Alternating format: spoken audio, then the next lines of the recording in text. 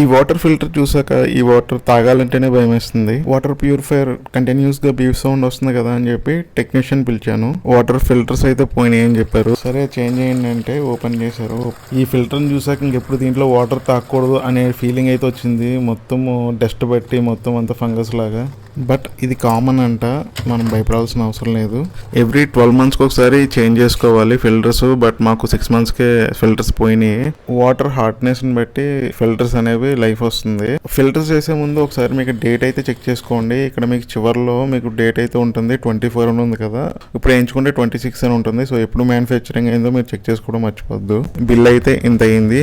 So actual వచ్చి 6500 అవుతుంది. But నేను ఈఎంసీ తీసుకున్నాను 2 yearsకి. సో అందువల్ల మనకి 14,000 చేంజ్ అయితే అయ్యింది. కొంచెం వాటర్ ప్రాబ్లం ఉన్న వాళ్ళు కంపల్సరీగా ఏఎంసీ తీసుకుంటే వాళ్ళకి బెటర్ బెనిఫిట్ అయితే ఉంటుంది. సో మీలో ఎంతమంది కెంట్ వాడుతున్నారు? సో కెంటే కాదు, ఏ వాటర్ ప్యూరిఫైయర్ వాడినా ఏది బెటర్ ఉందో ఒకసారి కింద కామెంట్ చేయండి.